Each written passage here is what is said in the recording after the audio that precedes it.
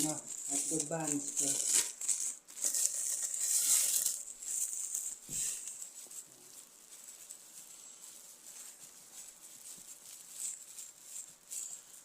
medyo na malaki ang asa.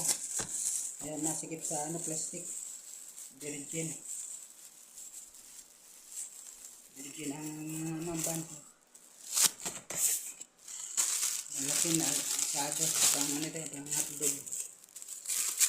Kaya tinatawag siya ng hotdog bun. Kasi ang nilagay dito ay hotdog. Kaya hotdog. Pag burger buns, ang nilagay mo ay patty. O kaya yung itlog na pinalapad. Isang itlog, pwede na yun.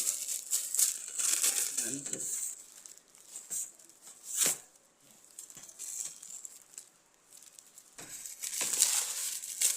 Thank you for watching.